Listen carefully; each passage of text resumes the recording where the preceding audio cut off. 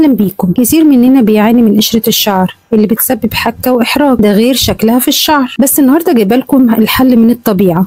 هنتكلم عن 34 نبات طبي مهمين لتنظيف فروة الراس من القشرة وتمنع رجوعها تاني، وكمان بتغذي الشعر من الجذور وبتخليه طري وناعم، وبتعمل على تقوية مناعة فروة الراس. واخر نبات معانا هيبقى مفاجأة، تابعوني للاخر الفيديو عشان في نصايح مهمة لفروة الراس لازم تعرفوها. اول نبات معانا شجرة الشاي. زيت شجرة الشاي له خصائص مضادة للبكتيريا والفطريات وغني بمضادات الأكسدة وبينظف الفروة، وده بيساهم في علاج القشرة. بنستخدمه ازاي؟ بنضيف بضعة قطرات منه الى الشامبو العادي او من خلال تخفيفه ببضعة قطرات من زيت زي جوز الهند او زيت الزيتون، وما ينفعش نستخدمه لوحده. تاني نبات معانا الحلبة. الحلبة بتحتوي على بروتينات ومضادات فطريات وحديد وفيتامينات بتغذي الشعر. الحلبة بتنظف الفروة وبتقلل الحكة وبتقوي بصيلات الشعر وبتعالج القشرة، ده غير انها بتعطي لمعان طبيعي للشعر وبتقلل التساقط. بنستخدمها ازاي؟ بننقع معلقتين حلبة في مية دافية طول الليل، تاني يوم نطحنها هتبقى عجينة ونعملها ماسك على فروة الراس لمدة نص ساعة، بعد كده بنغسلها. ثالث نبات معانا التفاح. خل التفاح بسبب خواصه الحمضية بيقلل الخلايا الميتة المتراكمة في فروة الراس وبيحسن من توازن درجة الحموضة في فروة الراس، وده بيقلل من النمو الفطري المسبب للقشرة. بنستخدمه ازاي؟ بنخلط كمية متساوية من خل التفاح مع المية، بنضعه على الشعر لمدة تتراوح بين 15 دقيقة إلى ساعة، وبعدين بنشطف الشعر كالمعتاد ونكرره مرتين أسبوعيا، ويمكن أيضا إضافة كمية قليلة منه للشامبو. رابع نبات معانا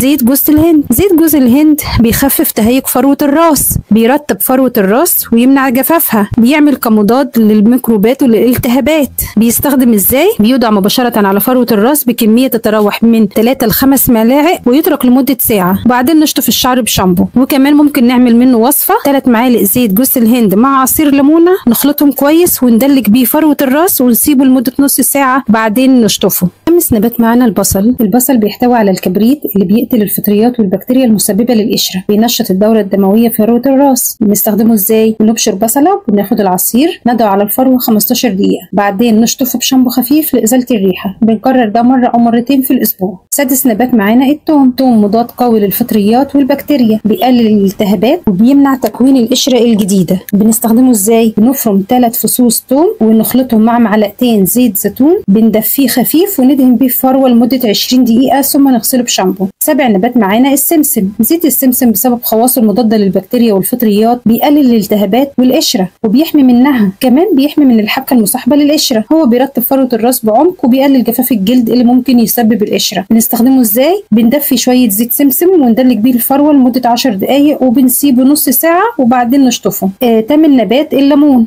الليمون ليه خصائص مضادة للميكروبات والالتهابات، وده بيسهم في التخفيف من القشرة، بيوازن الحموضة في فروة الراس وبينظف الفروة من الدهون الزائدة والشوائب، وده بيساعد في فتح المسام وتقليل تراكم القشرة وبيقلل الحكة والجفاف. بنستخدمه ازاي؟ اول طريقة بنستخدم زيت الليمون من خلال تخفيفه بالمية او باضافة شوية منه للشامبو. تاني طريقة عصير الليمون وزيت الزيتون. بنخلط معلقة صغيرة من عصير الليمون مع معلقة كبيرة من زيت الزيتون وندلك بيهم فروة الراس ونسيبه 20 دقيقة قبل ما نشطفه. تالت طريقة عصير الليمون مع جل الصبار، وده مناسب للبشرة الحساسة، بيساعد على الترطيب وتقليل الالتهاب. رابع طريقة نغلي الليمون وخل التفاح. بناخد شرايح ليمون في مية ونغليها ونسيبه يبرد، وبعدين بنضيف له معلقة صغيرة من خل التفاح ونستخدمه كغسول بعد الشامبو. وممكن نستخدم ده مرة أو مرتين في الأسبوع علشان نحافظ على توازن الفروة. في تنبيه عام لكل الوصفات إن إحنا لازم نشوف الوصفة دي بتسبب حساسية لينا ولا لا، بنجرب جزء منها على الجلد، في حساسية ما نعملهاش، ما فيش حساسية بنعمل الوصفة عادي. 9 نبات معانا الروزميري. الروزميري مضاد قوي للفطريات والبكتيريا وللالتهابات، بيحتوي على مركبات بتقتل الفطريات اللي بتسبب القشرة، وكمان بينشط الدورة الدموية في فروة الراس. ولما بتزيد الدورة الدموية في فروة الراس الفروة بتتغذى كويس، وده بيقلل من جفاف الجلد اللي بيسبب القشرة. هو كمان بيوازن افرازات الزيوت وبيرطب الفروة الجافة وبيقلل من الحكة والالتهابات. بنستخدمه ازاي؟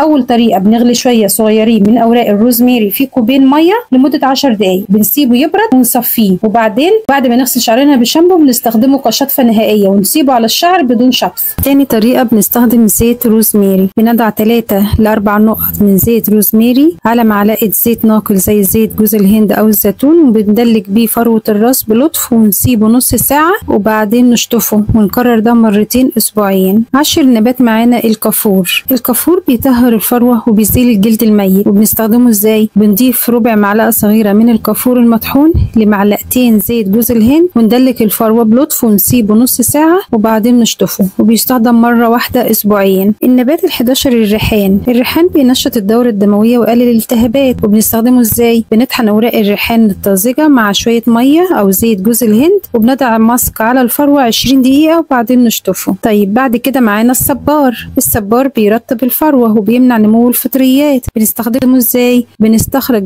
جل الصبار وندهن بيه في الفروة ونسيبه من 30 ل 40 دقيقة وبعدين نشطفه. بعد كده عندنا النعناع. النعناع بيبرد الفروة وبيقتل الفطريات وبيقلل الحكة. بنستخدمه ازاي؟ بنغلي أوراق النعناع في كوبين مية لمدة 5 دقايق. بعد ما يبرد نستخدم المنقوع كآخر شطفة بعد الشامبو. ممكن نضيف نقطتين من زيت النعناع على زيت جوز الهند وندلك الفروة مرتين أسبوعيا. بعد كده المرمرية. المرمرية بتنظف الفروة بعمق وبتقلل الدهون الزايدة. نستخدمها ازاي؟ بنغلي معلقة كبيرة من المرمرية في كوب مية لمدة 10 دقايق. بنستخدم المية بعد التصفية كغسول بعد الشامبو، أو نخلط 3 معالق زيت المرمرية مع معلقة زيت زيتون وندلك الفروة بيه. بعد كده الزعتر. الزعتر مضاد قوي للفطريات والبكتيريا المسببة للقشرة. بنستخدمه ازاي؟ بنغلي معلقتين زعتر في كوبين مية لمدة 10 دقايق. بعد ما يبرد نصفيه وندهن به الفروة ونتركه نص ساعة بعدين نشطفه. البابونج. البابونج مضاد طبيعي للفطريات والبكتيريا، بيحتوي على مركبات ليها تأثير قوي ضد الفطريات المسببة للقشرة. بيهدي فروة الراس المتهيجة واللي بيبقى فيها حكة أو إحمرار بسبب القشرة. البابونج بيريحها جدا وبيقلل الالتهاب. كمان البابونج بيرطب الفروة وبيمنع الجفاف. بينظف الفروة بلطف، بيشيل بقايا الشامبو والزيوت الزايدة من غير ما يسبب تهيج. بنستخدمه ازاي؟ الطريقة الأولى منقوع البابونج. بنغلي كيسين من شاي البابونج أو معلقتين من زهرة البابونج في كوبين مية لمدة 10 دقايق. نسيبه يبرد ونصفيه ونستخدمه كآخر شطفة بعد غسل الشعر بالشامبو، وبنكرر ده مرتين أسبوعيا. الطريقة التانية بنمزج معلقة زيت زيتون مع معلقة من منقوع البابونج وندلك فروة الراس ونتركه 20 دقيقة وبعدين نشطفه. النبات ال17 اللي هو زيت الخروع. زيت الخروع مضاد للفطريات والبكتيريا وبيرطب فروة الراس بعمق وبيقلل الالتهاب والحكة وبيريح فروة الراس من التهيج والإحمرار الناتج عن القشرة أو الجفاف، وبينشط الدورة الدموية. كمان التدليك بزيت الخروع بيحفز تدفق الدم وده بيساعد على تغذية الفروة وتقويتها. بيحافظ على توازن الزيوت الطبيعية. نستخدمه ازاي؟ زيت الخروع تقيل جدا فلازم نخففه بزيت أخف، فبنمزج معلقة صغيرة من زيت الخروع مع معلقتين من زيت جوز الهند أو معلقتين من زيت الزيتون. بندفي الخليط شوية وبعدين ندلك فروة الراس بلطف لمدة 5 دقايق. بعدين نغطي الشعر بمنشفة دافية ونتركه نص ساعة لساعة. نغسله بالشامبو مرتين لإزالة الزيت ونستخدمه مرة أسبوعيا فقط. بعد كده معانا الكمون. الكمون بيحتوي على مضادات أكسدة وفيتامينات زي فيتامين بي وإي، وده بيحسن صحة فروة الراس. بيساهم في تنظيم إفراز الدهون اللي بتكون القشرة. ليه خصائص مضادة للبكتيريا والفطريات اللي بتعالج القشرة من جذورها. بنستخدمه ازاي؟ أول حاجة وصفة الكمون المغلي. بنغلي معلقة كبيرة من الكمون في كوب ماء لمدة 10 دقايق وبعدين نتركه يبرد، ثم بنستخدمه لشطف فروة الراس بعد غسل الشعر، وده بيساعد على تهدئة الحكة وتنظيف الفروة من القشرة. وصفة الكمون مع زيت الزيتون. بنخلط معلقة صغيرة من الكمون المطحون مع معلقتين من زيت الزيتون. بندلك الخليط ده لفروة الراس ونتركه لمدة 30 دقيقة قبل الغسل. ده بيعزز الدورة الدموية وبيقلل القشرة. بعد كده في وصفة كمان للكمون مع الزبادي. بنخلط معلقة صغيرة من الكمون المطحون مع معلقتين من الزبادي وبنضع الخليط ده على فروة الراس لمدة 20 دقيقة وبعدين نغسله، وده بيساعد على ترطيب الفروة وتنظيفها من الفطريات. بعد كده كمان معانا زيت الزيتون. زيت الزيتون غني بالأحماض الدهنية اللي بتغذي الجلد وبتمنع التقشر. بيساعد على إزالة القشور القديمة. بيحتوي على مضادات أكسدة فبيقلل الالتهاب والحكة، وبيحافظ على توازن فروة الراس لأنه بينظم إفراز الزيوت الطبيعية. لكن خلي بالنا زيت الزيتون مفيد أكثر لو القشرة جافة، أما لو القشرة دهنية استخدام زيت الزيتون في الحالة ده بيزودها لأنه بيغذي الفطريات اللي بتعيش على الدهون. طب بنستخدمه إزاي؟ اول طريقه بندلك تدليك مباشر للفروه، بندفي معلقتين زيت زيتون وندلك بيه فروه الراس بحركات دائريه 5 دقائق. بنغطي الشعر بفوطه دافيه ونتركه من 30 ل 60 دقيقه. نغسله بشامبو مناسب للقشره وبنكررها من مره الى مرتين اسبوعيا. الطريقه الثانيه بنمزج معلقتين زيت زيتون مع معلقه عصير ليمون وندلك فروه الراس ونسيبه 20 دقيقه وبعدين نغسل الشعر جيدا. نبات السدر او النبأ. نبات السدر او النبأ بينظف الشعر طبيعيا ويوازن افراز الزيوت. بنستخدمه ازاي؟ بنخلط 3 معالق من مسحوق السدر مع ميه دافيه حتى يصبح عجينه، وبعدين بنفرده على فروه الراس والشعر ونسيبه 30 دقيقه وبعدين نشطفه. طيب النبات 21 البرتقال. البرتقال بنستخدم قشر البرتقال بفضل احتوائه على فيتامين سي ومضادات الاكسده، وكمان بيحتوي على خصائص مضاده للبكتيريا والفطريات. قشر البرتقال فعال جدا في علاج قشره الشعر وبيساعد في تنظيف فروه الراس وتقليل الالتهاب والتخلص من القشره خلال اسبوعين. بيمنح الشعر لمعان طبيعي يجعل الشعر اكثر نعومه وبريق، وكمان بيعزز نمو الشعر بفضل احتوائه على نسبه عاليه من فيتامين سي اللي بيحفز انتاج الكولاجين الضروري لنمو الشعر. بنستخدمه ازاي؟ بناخد 4 معالق كبيره من قشر البرتقال المجفف او المطحون، بنضيف له 2 معلقه كبيره من الزبادي الطبيعي ومعلقه صغيره من زيت شجره الشاي، ودي اختياري. بنخلطهم جيدا حتى يتكون معجون ناعم، ثم نضع الخليط على فروه الراس وندلك بلطف وبنسيبه نص ساعه وبعدين نشطف الشعر بميه فتره وشامبو خفيف، ونكرر ده مرتين في الاسبوع لمده شهر للحصول على نتائج واضحه. ورق اللوري مضاد فطري بيحتوي على مركبات بتساعد على محاربه الفطريات المسببه للقشره. هو كمان بينظف فروه الراس لانه بيقلل من تراكم الدهون الزايده والخلايا الميته اللي بتكون بيئه خصبه لظهور القشره، وهو كمان بيهدي الحكه والالتهابات. لما بتغلي اوراق اللوري ونستخدم ميتها كغسول للشعر بيساعد في تهدئه فروه الراس المتهيجه ويخفف الاحمرار والحك. كمان بينعش فروه الراس ويحسن الدوره الدمويه. بنستخدمه ازاي؟ بنغلي من 5 ل 6 ورقات ورق لوري في نص لتر ميه لمده 10 دقائق، بنسيبه يبرد ونصفيه. بعد ما نغسل شعرنا بشامبو بنستخدم ماء اللوري كآخر شطفه وبنكررها مرتين في الاسبوع. زيت اللوز الحلو غني بالفيتامينات المغذيه للشعر وبيرطب فروة الراس ويمنع الجفاف اللي يؤدي إلى القشرة. بيحتوي على فيتامينات A و E و D اللي بتعزز لمعان الشعر، وكمان بيساعد في تهدئة فروة الراس المتهيجة. زيت اللوز الحلو بنستخدمه ازاي؟ بندفي معلقة أو 2 من زيت اللوز وبندلك فروة الراس ونتركه ساعة وبعدين نغسله.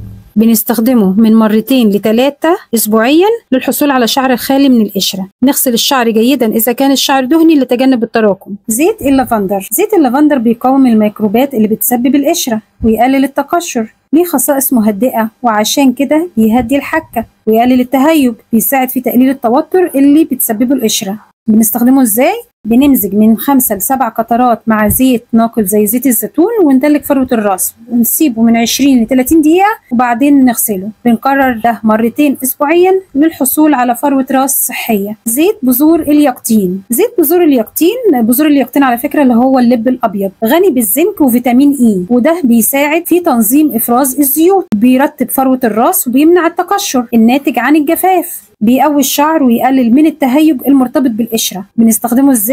بندلك معلقة صغيرة من الزيت اليقطين على فروة الراس ونسيبه نص ساعة وبعدين نغسله. بنستخدمه مرتين أسبوعيا وده مثالي للشعر الدهني بسبب قوامه الخفيف. بعد كده زيت الجوجوبا بينظم إفراز الزيوت وبيقلل من القشرة الدهنية أو الجافة، بيرطب فروة الراس وبيساعد في تقوية الشعر ومنع التساقط المرتبط بالقشرة. بنستخدمه ازاي؟ بندلك معلقة صغيرة على فروة الراس ثم نتركه 30 دقيقة أو طول الليل ونشطفه ونستخدمه مرتين أسبوعيا، وده مناسب لجميع أنواع الشعر بسبب قوامه الخفيف. زيت الأرجان غني بالأحماض الدهنية وفيتامين إي، وده بيغذي الفروة وبيمنع الجفاف اللي بيؤدي لتكون القشرة. له خصائص مضادة للالتهابات ومهدئة، فبيقلل الاحمرار والحكة اللي بتصاحب القشرة. بينظم إفراز الزيوت الطبيعية، بيحتوي على مضادات أكسدة قوية بتساعد في تجديد خلايا فروة الراس ومنع تراكم الخلايا الميتة. بنستخدمه ازاي؟ بنخلط 2 معلقة كبيرة من زيت الأرجان مع 5 قطرات من زيت شجرة الشاي، وبندلك فروة الراس بالخليط ده لمدة من 5 ل 10 دقايق. بنغطي الشعر بمنشفة دافية أو بونيه بلاستيك ونسيبه من 30 ل 45 دقيقة. بنغسل الشعر بشامبو خفيف خالي من الكبريتات، وبنكرر ده مرتين في الأسبوع للحصول على نتائج ملحوظة خلال شهر. بعد كده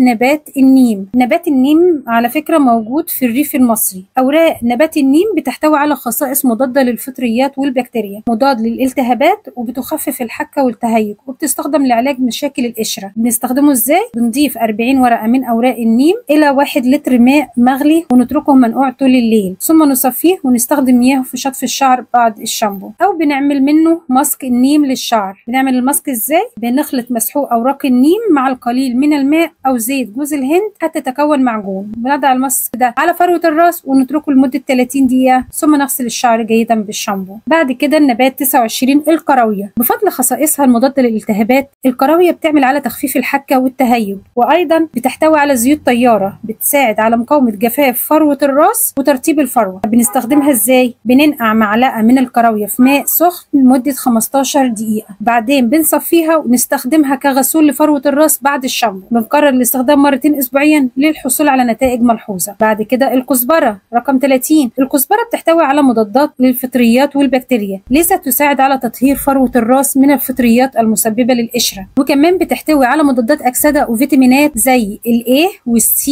والK، مما يجعلها بتقلل الالتهابات والتهيج. الكزبرة كمان بتعمل على تنقية فروة الراس من السموم، مما يساهم في تقليل تراكم الدهون والخلايا الميتة اللي بتؤدي للقشرة. بنستخدمها ازاي؟ بنطحن مجموعة من أوراق الكزبرة الطازجة حتى تصبح عجينة ناعمة، وبعدين بنضع العجينة على فروة الراس وندلك بلطف. بنسيبها نص ساعة وبعدين نغسل الشعر بشامبو خفيف. بنكرر العملية دي مرتين أسبوعيا علشان ناخد نتائج فعالة. بعد كده نبات الجرجير. الجرجير طبعا معروف جدا فوائده للشعر. الجرجير بيحتوي على مجموعة من العناصر الغذائية والمركبات النباتية زي مضادات للفطريات والبكتيريا، بتساعد في تطهير فروة الراس من الميكروبات اللي بتسبب القشرة. غني بالفيتامينات والمعادن، بيحتوي على فيتامينات زي الA والC والE والزنك والكبريت، ودي عناصر مهمة لصحة فروة الراس وتقليل الالتهابات. بيعزز الدورة الدموية، بيساعد على تجديد خلايا فروة الراس والتخلص من القشور الميتة، وبيرطب الفروة كمان وبيمنع جفافها. طب بنستخدم الجرجير ازاي؟ بنستخدمه بنطحن مجموعة من أوراق الجرجير الطازجة في الخلاط مع قليل من المية حتى نحصل على عصير كثيف. بنصفي العصير ونضعه على فروة الراس مع التدليك بلطف. بنتركه لمدة من 30 ل 45 دقيقة، ثم نغسل الشعر بشامبو خفيف. بنكرر العملية دي مرتين أسبوعيا عشان ناخد أفضل نتائج. البقدونس. البقدونس مضاد طبيعي للفطريات والبكتيريا، يحتوي على مركبات بتساعد في تطهير فروة الراس من الميكروبات اللي بتسبب القشرة، وبفضل خصائصه المضادة للالتهابات بيقلل التهيج والحكة. غني بالفيتامينات زي الكي والسي والحديد، عشان كده بيقوي بصيلات الشعر وبينشط الدورة الدموية في فروة الراس. بنستخدم البقدونس ازاي؟ بنغلي مجموعة من أوراق البقدونس في كوبين من المية لمدة 10 دقايق ونتركه يبرد، بعدين بنصفيه ونستخدمه كغسول لفروة الراس بعد غسل الشعر بالشامبو. بندلك فروة الراس بلطف بيه ونتركه لمدة من 15 ل 20 دقيقة قبل الشطف النهائي. بنكرر العملية دي مرتين أسبوعيا للحصول على نتائج ملحوظة. بيفضل استخدام البقدونس الطازة للحصول على أفضل النتائج، وكمان يمكن مزجه مع مكونات أخرى زي زيت الزيتون أو زيت شجرة الشاي. بعد كده اليانسون. اليانسون بفضل خصائصه المضادة للبكتيريا والفطريات بيساعد في علاج قشرة الشعر وتطهير فروة الراس من القشرة وتهدئة الحكة والالتهابات، وبينظم حموضة فروة الراس، عشان كده بيخلي فروة الراس غير مناسبة لنمو الفطريات المسببة للقشرة. وكمان بيعمل على ترطيب الشعر ومنع الجفاف، لأن الجفاف أحد أسباب القشرة. طب بنستخدم اليانسون إزاي؟ بنستخدم زيت اليانسون مع زيت جوز الهند. بنمزج معلقة صغيرة من زيت اليانسون مع معلقة كبيرة من زيت جوز الهند، وبندلك بيهم فروة الراس بالخليط ده من 5 ل 10 دقايق، وبعدين نسيبه 30 دقيقة، وبعدين نشطف الشعر بشامبو خفيف. طب تاني طريقة، نغلي اليانسون. بنغلي معلقة من بذور اليانسون في كوباية مية لمدة 10 دقايق، وبعدين بنصفيه ونسيبه يبرد ونستخدمه كغسول لفروة الراس بعد الشامبو. بعد كده آخر نبات ومفاجأة، الفجل. الفجل بفضل وجود مواد مضادة للبكتيريا والفطريات بيه ده بيساعد في القضاء على الفطريات المسببة للقشرة، بيخفف الحكة والتهيج، بيهدئ الالتهابات ويقلل من الحكة الناتجة عن القشرة، غني بالحديد والفيتامينات زي الايه والسي، بيساعد على تحسين الدورة الدموية وتغذية بصيلات الشعر. طب بنستخدم الفجل ازاي؟ بنعصر الفجل وبناخد عصيره مباشرة لفروة الراس وندلك بيه الفروة ونسيبه من 20 ل 30 دقيقة، وبعدين نغسل الشعر بشامبو خفيف ونكرر الطريقة دي مرتين أسبوعيا للحصول على نتائج فعالة. وطبعا نتأكد ان احنا ما عندناش حساسية من الفجل. ما ينفعش نستخدم عصير الفجل لو كان فروة الراس بها جروح او التهابات شديدة. اخر حاجة بقى نصائح عامة لتقليل القشرة والحفاظ على فروة صحية. اول حاجة اختيار الشامبو، المفروض نختار شامبو مناسب لنوع الشعر. نستخدم شامبو ضد القشرة بيحتوي على مواد طبيعية زي الزنك والكبريت او زيت شجرة الشاي، وبنغيره كل فترة لان فروة الراس بتتعود عليه. تاني حاجة بنغسل الشعر بانتظام على الاقل مرتين او 3 في الاسبوع، لان تراكم الزيوت والعرق بيشجع نمو الفطريات اللي بتسبب القشرة. نهتم بتجفيف الشعر كويس بعد الغسيل، ننشفه كويس قوي لان الرطوبة الزايدة بتخلي بيئة الفروة مثالية للفطريات. رابع حاجة بنقلل استخدام الزيوت التقيلة زي زيت الخروع والزيتون الكتير على الفروة، لانها ممكن تسد المسام وبتزود القشرة، وبنستخدمها لفترة وبعدين نغسل الشعر. نتجنب المية السخنة جدا لأنها بتجفف فروة الراس وبتزود تهيجها، ونستخدم مية فترة أو باردة قدر الإمكان. بنغذي الشعر من جوه إزاي؟ بأكل، ناكل أكل غني بالزنك وفيتامين بي والمعادن زي المكسرات، السمك، البيض، لأن الشعر الصحي بيبدأ من التغذية السليمة. بنقلل التوتر والضغط العصبي لأن القلق والتوتر بيزودوا القشرة بسبب تأثيرهم على الهرمونات وجلد الفروة. لو الفيديو عجبكم ما تنسوش تعملوا لي لايك وشير عشان غيركم يستفيد، وسيبوا لي في الكومنتات لو جربتوا اي وصفة من الوصفات دي ونجحت معاكم. سلام، وخلوا شعركم دايما صحي ولامع وجميل.